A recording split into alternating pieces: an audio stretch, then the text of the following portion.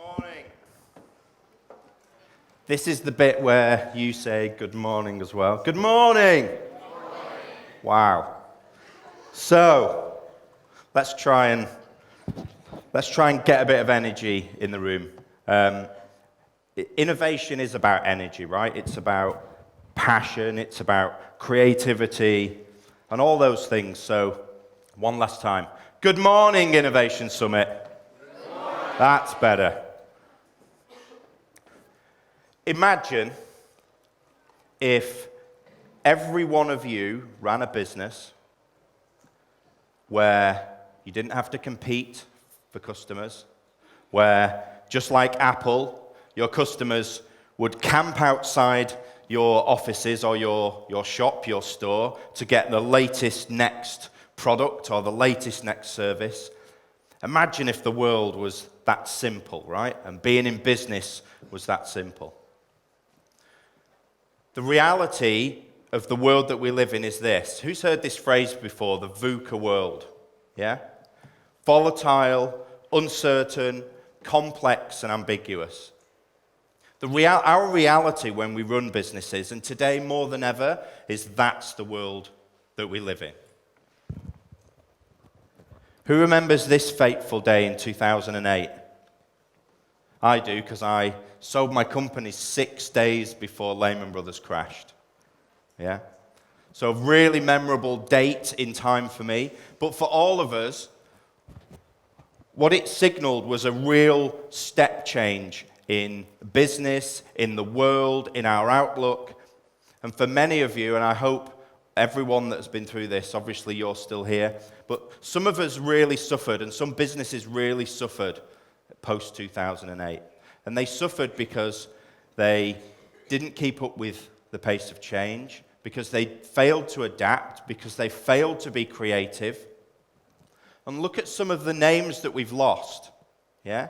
And I'm sure there's many companies here in Bucharest and all over Europe that you guys will know that suffered the fate of Lehman Brothers crash and suffered at the hands of that recession. And look at some of these. Some of these were really inspiring brands many years ago. This is the power that innovation gives us, and it's the power that being creative gives us, and it's the power of tapping into all our people that builds that creative and that innovative capability for all our organizations. And that's what I want to talk to you about today. I don't want to talk to you about technology. You're going to hear from people who are experts in technology far more than me. You're going to hear great examples of how technology can help your organizations. What I want to talk to you about is your people and the culture that drives your organizations forward. And hopefully, I want to inspire you to embrace building a culture of everyday innovation in your organization. We're now in a world, despite that recession, despite Lehman Brothers, where organizations like Tesla are reimagining how we use power. They're reimagining how we move away from fossil fuels. And this is going to be exponential. We're now talking about solar-powered roof tiles. Yeah? These things will change the way that we live, they'll change the way that we work, they'll change the way that we interact, and they'll fundamentally change what we're able to do as businesses. Anyone seen these? Anyone bought their children one of these little drones? Yeah? Well, a few years ago in the UK, the drones that you fly around as children were all the rage. Every young boy wanted one for Christmas. And only a few years on, we're now talking about putting passengers in unmanned drones and using them as taxis. It's a great example of the pace of change. So we're now even reimagining transport and how we commute as people and as business owners. I was in Stockholm last week with the team at a place called the Epicenter. And I'm sure there's going to be examples of this here today as well. We're making people into cyborgs now. Yeah? We're integrating technology into people. What the guys at Epicenter have done is, and I'm sure there's people here who know about this technology, they've implanted a tiny little chip into the hands of all the employees. So no longer do you need keys to get into the building. No longer do you need money or your Apple Pay or cash or your credit card. You swipe your hand on the machine and you can pay for your lunch or your coffee. Yeah?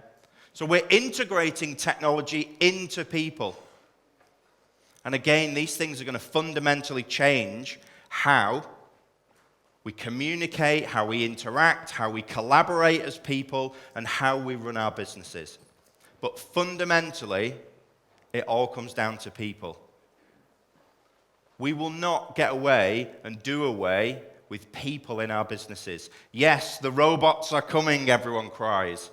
But they're not fundamentally going to replace every person in our organization. And what we have to understand is innovation and creativity comes from here, not a computer. So how do we tap in to our people? How do we tap in to the entrepreneurs that are all around us? Look at some of these businesses. You all know the facts about the top companies in America, yeah? The FTSE 500 companies and how many of them are left. We all know the statistics about the lifespan of modern organizations. In the UK, the latest statistics give us a really gloomy picture for entrepreneurs that the majority, 3 to 4 out of 5 new startup businesses in the UK won't last more than 5 years. Yeah.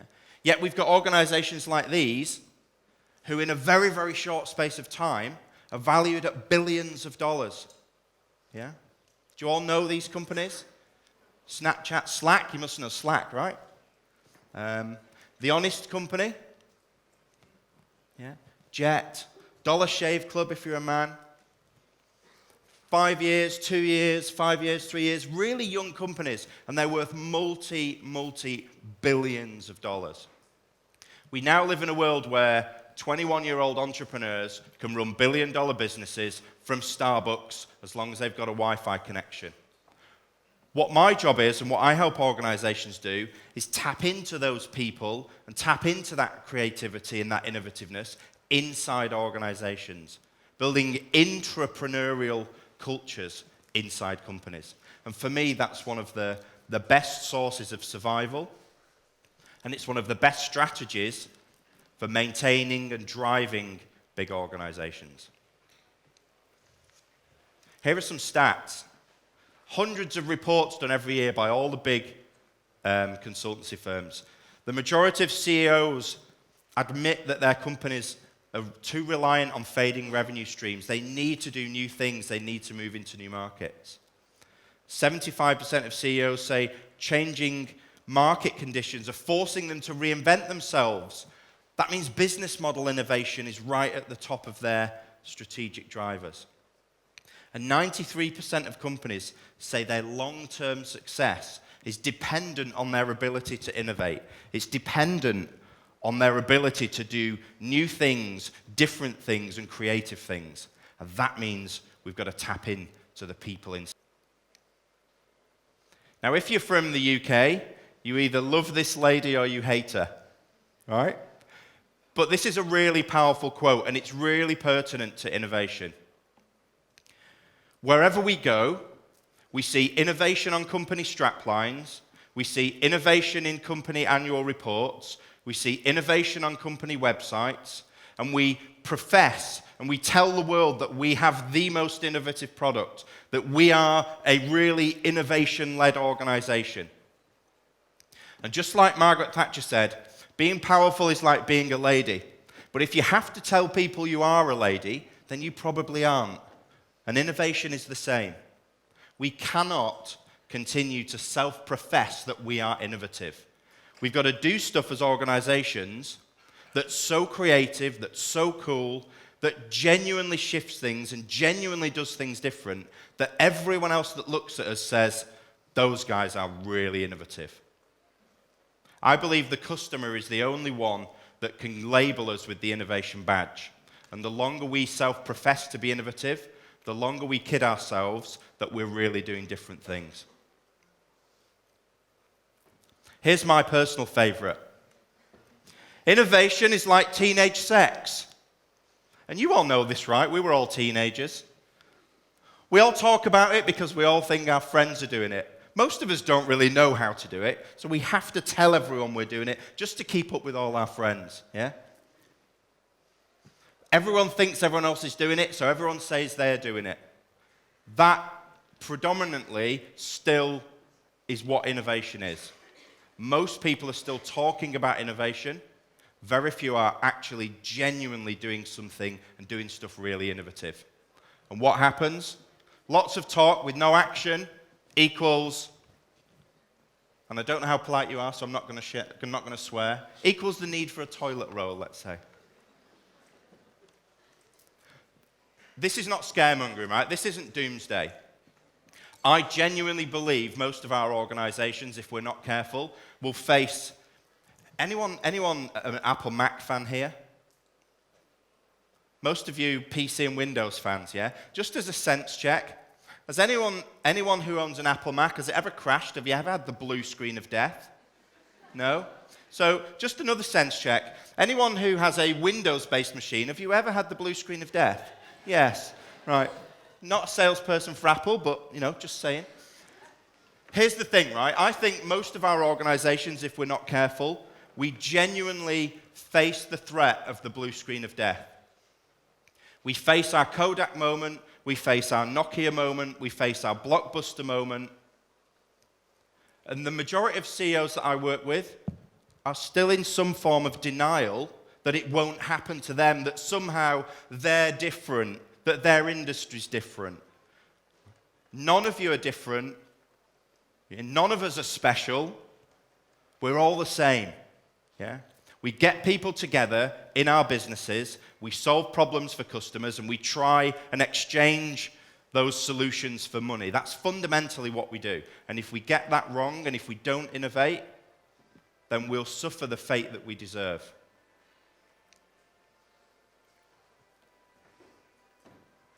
So what do we do? What's the solution to building sustainable, creative, innovation-led organizations? As we've heard today, we know it's not just about product. We know it's not just about making the next iteration of what we sell or evolving the service that we provide slightly. Innovation now has moved away from just R&D and just providing new products. I think it's about this. I think it's about genuinely putting innovation right at the heart of what we do as organizations. You heard from Alexandra earlier about purpose, about courage, about having a conversation as an organization, about genuinely solving something that affects the majority of people on the planet. My father died from cancer in January this year. So cancer, as a subject and as a challenge and as something that has, dominated the world for decades, is a real human challenge that we need to solve. And it's figuring out what your purpose is as an organization and building an innovation capability that can deliver against that purpose. That's the key. 93% of companies say their long-term success is dependent on innovation. 79% of CEOs have put innovation in the top 3 priorities. 22% of them say it's the number 1 priority. And 71% of senior execs say they are now looking at how they put innovation at the heart of their culture. There's one statistic that I didn't put up on there, and it's the one that counteracts all that. 65% of CEOs are still completely unsatisfied with their innovation efforts. Yeah? Despite knowing that it's unbelievably important, that it's a strategic priority, most companies are still unhappy with how they're approaching innovation and the results that they get from it. Here are the benefits, right? This is a really important slide, I think. For you as senior execs and CEOs out there that say, well, what's the point of innovation? We continuously improve our things. We're okay. We're doing all right. We don't need to do anything dramatically different. Why is everyone talking about this thing, this innovation thing? And why should we build a culture of innovation? Well, have a look and have a read at these statistics. You can all have the slides after this if you want. So for all those who are frantically taking notes and trying to scribble everything down, we'll give you the slides, right? You can have them and use them, do whatever you want with them. But look at these statistics. These are the things that research has shown us innovation and building a culture of innovation delivers. It's about attracting future talent. Imagine if you were 21 years old now, what type of organization would you want to work with? You're going to want to work with a creative, dynamic, genuinely innovation-led organization that's doing really cool things. Innovation creates future growth. All the stats show that innovation and creatively led organizations outperform everyone else. Yeah? And so on. Market value, brand strength, productivity, all these things. Think about employee engagement and building great places to work where everyone absolutely loves what they do and how you do it. Innovation and building a culture of innovation is more than just building the capability to build more products or build new things. It has far wider reaching impact than that. One of the challenges is we've got to fundamentally think differently about innovation. We've got to think differently about how we structure our organizations, how we lead them, how we remunerate and reward people, how we inspire them to be really creative. I call innovation and the things that innovation needs a willing contribution. So we employ all our people and we can contractually make them turn up to work. We can contractually make them stay at work for a certain length of time. We can contractually manage their performance against their job and their job description and their specific role. What we cannot do as employers is contractually make someone give us their ideas. We can't force people to be creative. We can't force people to be passionate about solving problems. They do that when we build, as leaders, brilliant places to work. When we give them purpose, that's when they willingly contribute ideas and thoughts and challenges and creativity. And it's our job as leaders to build organizations where that happens every day. One of the challenges for leaders and for CEOs is we've never been taught anything really about innovation. For all those who've been on management and leadership development programs and have probably had lots of money spent on you over the years in terms of your development as leaders, it's highly unlikely that any of that curriculum and any of that training and development has included how to lead for a creative and innovation-led world. And yet, we thrust our leaders and our managers into positions where we want them to deliver innovation. And we haven't given them the mindset and the behavior and the tools to do so. So one of the challenges for us as leaders is how do we equip our senior people and our managers and our directors and leaders with the right skills, the right mindset, and the right capabilities to lead for the organizations that we want to build. Darwin said it's not the strongest of species that survives, nor the most intelligent, but the ones most responsive to change. And we see that change happening on a daily basis. So common sense should tell us that we have to build our organizations capable of changing and adapting on a daily basis. And that's what innovation gives us. When we've got people that are creative, that are dynamic, that are passionate about solving problems, that are willing to get their hands dirty and get stuck in and solve those problems and do different things, that builds adaptability in our workforce. And it allows us to respond when we need to shift our organizations. And the challenge about responding is how do we stand out in a homogenized world? How do we genuinely do something different? Yeah, if you strip the label off all the phones in this room, strip the brand off, the majority of them are going to be the same. So what do we need to do if we look at our organizations in the same vein? What do we need to do to genuinely stand out from the crowd? reflect on this slide when you take it back to your businesses, because I think these are some of the fundamental things that we've got to move our organizations from and to. Here's how we've traditionally run and built our businesses. We've narrowly focused our attention on the very, very single thing that we do, the product or the service that we do, and annually we've reviewed that and tried to tweak it and change it and deliver new versions of it. We've looked at growth by trying to become much more efficient at what we do. So we shave cost off the bottom of the business. We try and find cheaper ways of doing the same thing. Management itself was created to manage risk and uncertainty and drive consistency of performance. So the very traits that management theory and management technique and capability was built on now completely contradict how we need to behave for innovation. And we've then annually tried to forecast how much of the market we would take from our competitors on an annual basis to try and figure out what our growth was going to be as organizations.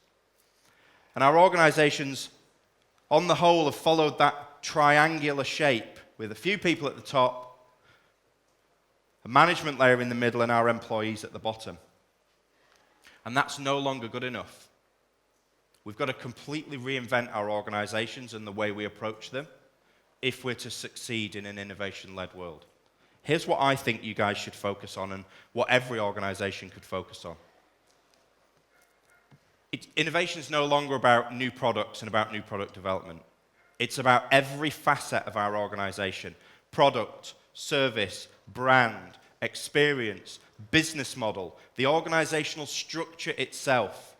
Every bit of our organization should be on the table and should be up for innovation. We need to find really different and creative ways of doing things, not necessarily the cheapest way of doing things. We need to embrace risk. And fundamentally, innovation requires us to take some risk. What we've got to do is re-engineer our perspective about risk in our organizations, and we've got to figure out how to learn from taking that risk. And when things go wrong, what do we learn from that experience? It's a fundamental part of iteration and incubation, which is a core part of the innovation process. We've got to embrace that at an organizational level. How do we then figure out how to shape markets rather than try and operate in existing ones? And how do we do that by co-creating opportunities with customers rather than designing things for them and then trying to sell those things to them? And the most important one, how do we build really collaborative, creative, innovation-led businesses? How do we lead them in such a different way so that creativity and innovation is a fundamental part of those organizations? It requires different leadership, it requires different skills, and it requires a different mindset and behavior. But it's something that us as leaders and as CEOs need to embrace, and we need to take on that challenge. So I want to encourage you to think 10 times bigger about the possibilities for your organization. Yeah? Everything that's going on and all the things that you're going to see today should inspire you to think about the potential for your organization, the integration of technology, leading people in different ways, really driving creativity as a core capability in your organizations. We should be really ambitious about what we can achieve. And I think it starts with reframing that VUCA world. I think if we really want to embrace everything that we have at our disposal today, from people and talent and expertise and technology and opportunity, I think we've got to, as leaders, reframe that VUCA world. It's not volatile. Yeah? There's volatility around, but our challenge as leaders is to see through that. It's about being visionary. Yeah? It's about being unbounded. It's about, like Alexandra said before, it's about being really curious and courageous and having a purpose. It's about being really creative about what we could do and not being bounded by the constraints of what we think we're capable of. And it's about being really ambitious. So I encourage you as leaders to reframe that VUCA world and become visionary, unbounded, creative, and ambitious about what you can do if you put innovation at the heart of your organizations. Martin Luther King didn't stand on Capitol Hill and say, I have a cash flow forecast and a strategic plan. Will anyone follow? Right? He didn't, did he? He said, I have a dream. Like Alexandra, we have a purpose, and we think it's so fundamentally significant that we're going to shape our whole business around solving that problem. That's what innovation fundamentally is about. That's what we've got to do with our organizations. And that purpose really drives everything we do. Every bit of innovation, every bit of creativity should all be in line with that purpose and what we genuinely want to achieve. I also think as leaders, you've got to be a little bit crazy, yeah? You've got to be creative. It's about blending that purpose of Martin Luther King and blending that different way of thinking that Einstein had. And it's a mix of those two behaviors, I think, that makes really, really great innovation-led leaders. Do you all know the word intrapreneurship? Yeah? So building that entrepreneurial culture inside your organization. Fundamentally, building a culture of innovation is about finding those entrepreneurs and tapping into them. Tapping into the behavior and the courage and the desire to solve problems that some of those people have in our organizations. We will never, ever get 100% of our workforce to contribute to creativity and innovation. Some people just don't want to do it. Some people are just happy coming to work, doing a job, and going home. And that's great because we need those people. What we've got to do as leaders is seek out the courageous ones, seek out the entrepreneurs, and give them the tools and the assets and everything they need to help us do really creative, innovative stuff. We've got to tap in to a new breed of people who say, I'm not a businessman, I'm a business man. I recognize that I have a talent, that I have expertise, that I'm creative, and that I am a commodity in my own right. And you as an organization, at the minute, employ me, but do you know what? I might go and do my own thing. Because I can solve problems, and I'm passionate, and I want to do new stuff, and I see these things every day, and I think I can solve them. And you, my employer, my organization, are putting barriers in my way because I can't go and solve that problem because it takes 3 weeks to go through the purchasing department. And I can't go and do this and change this thing because I have to get authority from my manager. So you stifle that creativity. You stifle that desire and that willingness to do things different. And if we're not careful as organizations, we will lose these people. We will lose that talent. Anyone know anything about Generation Z? No. You need to start researching these people. Yeah? We're spending too long talking about the current generation of workforce and customers. In the next 7 to 8 years, Generation Z will hit the workforce. They will be your employers. They will also be your customers. And we understand so little about this generation. It's going to hit us between the eyes when we have to build our businesses capable of employing them. Generation Z will completely change the way we run our businesses. They're going to be driven by different things. They're going to be passionate about different things. They're going to want to be creative. They're going to demand that you allow them to be creative.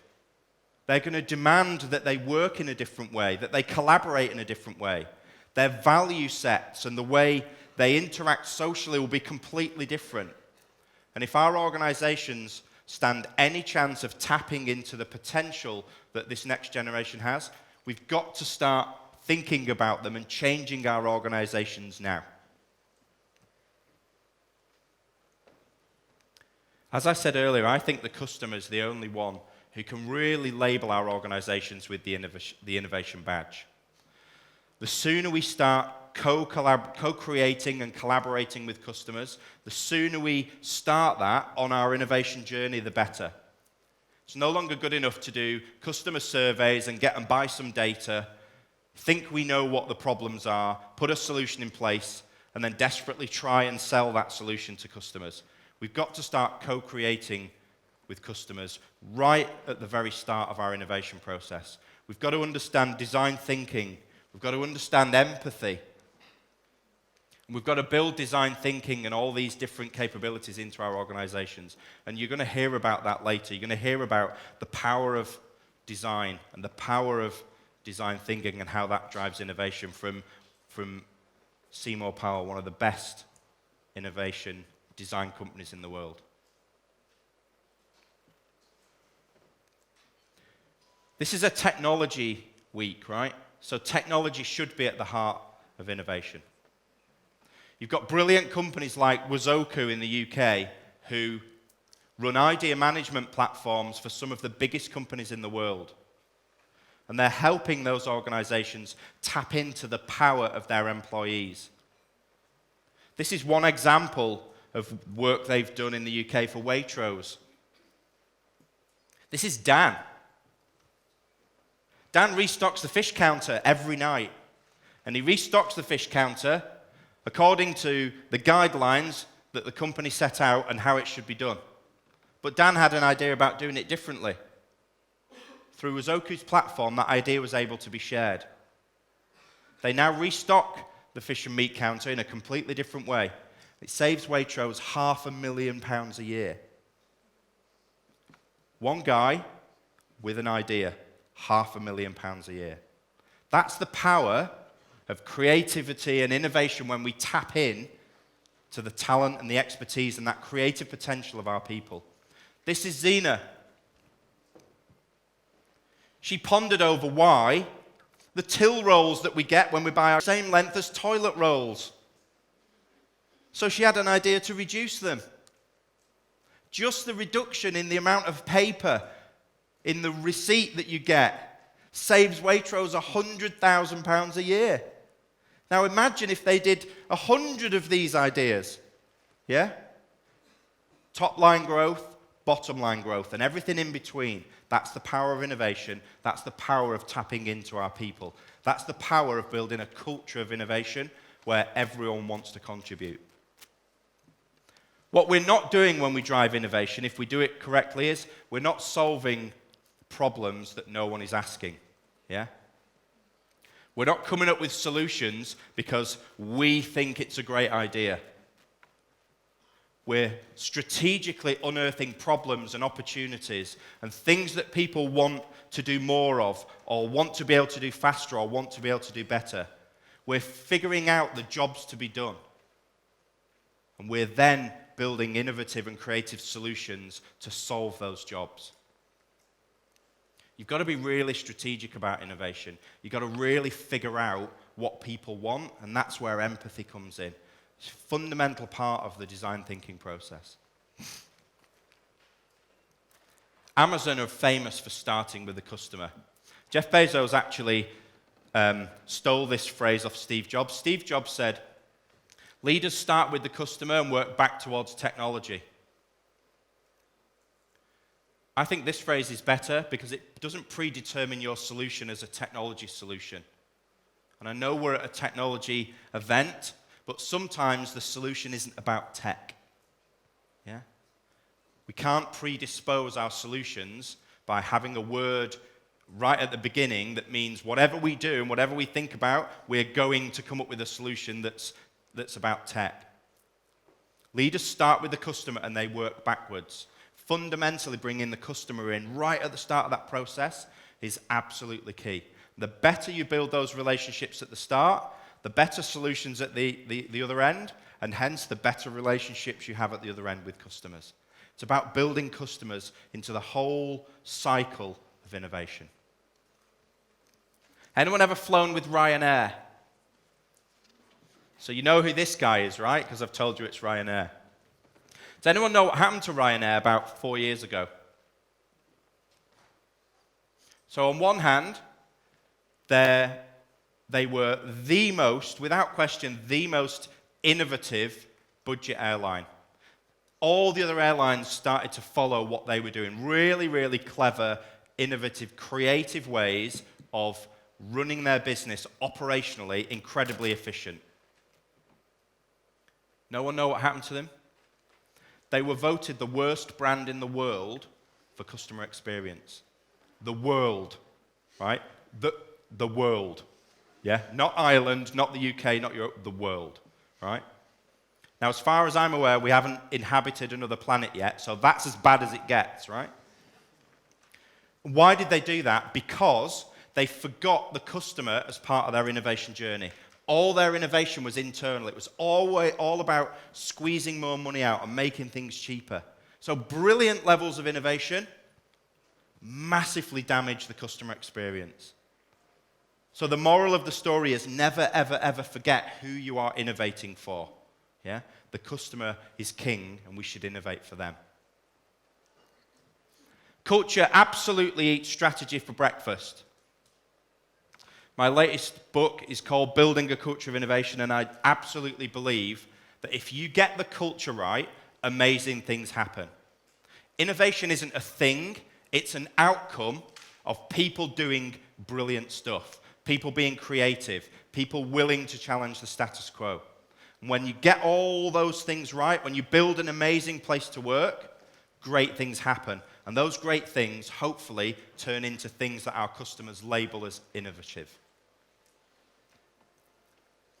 If you want to read a book on how to tap into customers, read this. It's not about us, it's all about them. It's by a brilliant guy called Martin Butler. And it's a series of stories from all over the world about companies who really understand customers and really understand how to build brilliant customer experiences. Building brilliant customer experiences only comes when we build brilliant employee experiences. We cannot expect amazing things to happen for our customers if it's crap to work for us. Yeah? Building our own internal organizations where people are passionate about what we do and how we do it will ultimately deliver amazing things for customers. Richard Branson is famous for talking about looking after your employees and they will look after your customers.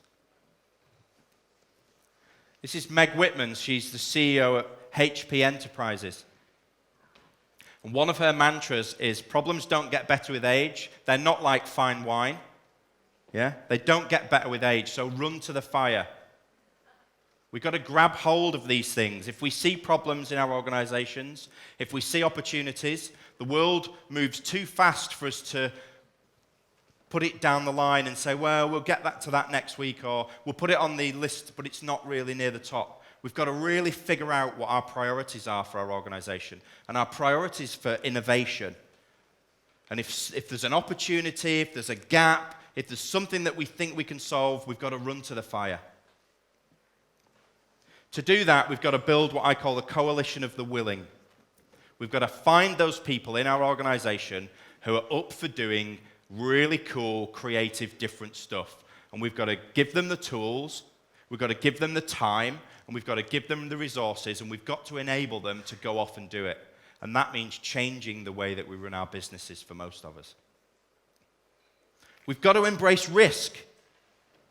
We've got to understand that we're going to back things and we're going to fund things, and sometimes it just won't work. But that has to be part of our innovation strategy. We've got to understand that we'll spend money and sometimes it won't work. We've got to figure out what we learn from those experiences. And I thought I'd throw a little one of this guy up, right? Fundamentally, we've got to be a bit crazy if we want to be really creative. We've got to be open to the fact that anything is possible, right? Crazy's good, just not batshit crazy, right? No one wants batshit crazy in a business. You can't control it. But we still need a bit of crazy. Creativity is about being a bit crazy and thinking different and really being passionate about challenging the status quo. It's just not batshit crazy, right? So my challenge to you is build a culture of everyday innovation in your organization. Figure out what you've got to do as leaders, strategically and personally. Figure out what you need to do to lead your organization in a different way, to inspire people to change their behavior, to change mindset, to find the entrepreneurs in your organization and enable them to be a little bit crazy. Yeah? That's when you'll build a culture of everyday innovation in your organization. That's when you stand a chance of shaping the future. That's it from me, everyone. Good luck and enjoy the rest of your summit. I wish you all the success in the world. And I think we may have a few questions. Yes.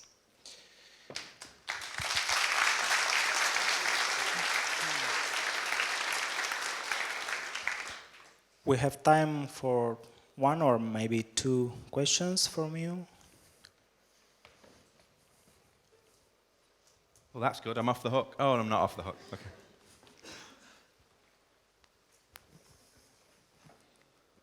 I have at least one question about, you were telling us earlier about leaders not knowing what to do, being unprepared.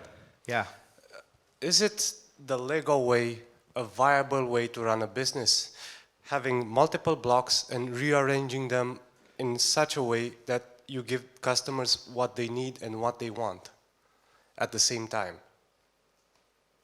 Is it possible in this of course it huge environment that we live in?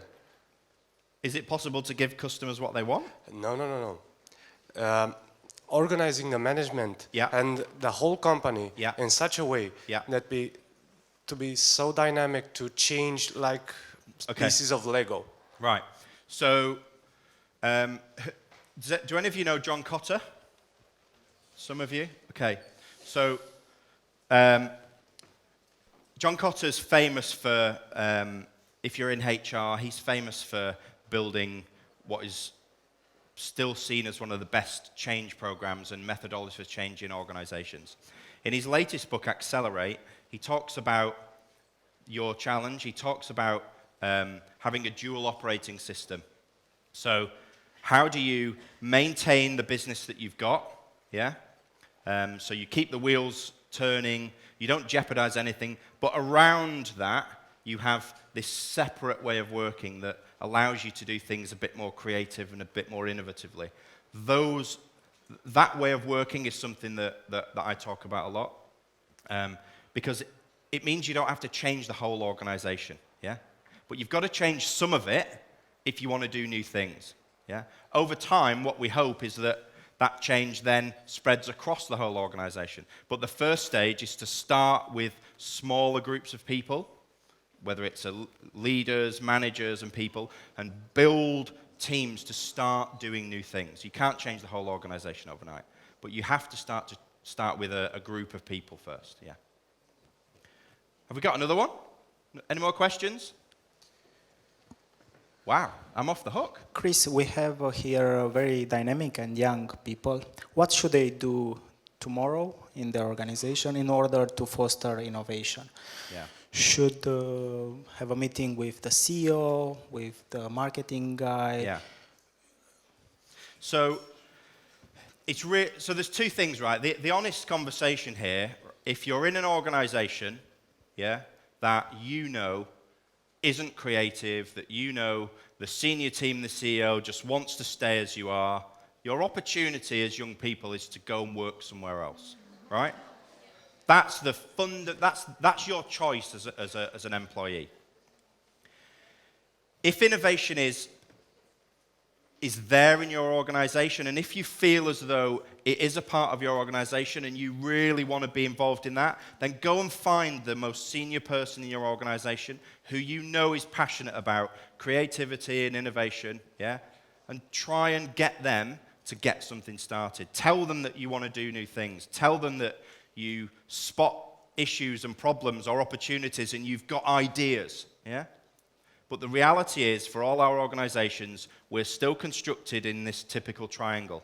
So anything that needs to happen is going to need management or senior sponsorship. Yeah? So seek out the most senior person in your organization that you know is passionate about this stuff and get them to sponsor you or help you do something. Yeah? But ultimately, the choice is yours. The world's your oyster. There are some amazing companies out there doing brilliant things. And if it's something you're passionate about, then go and work for one of them. Thank you, Chris, for this advice. Thank we you. are going on. Before moving to the next speaker, I invite you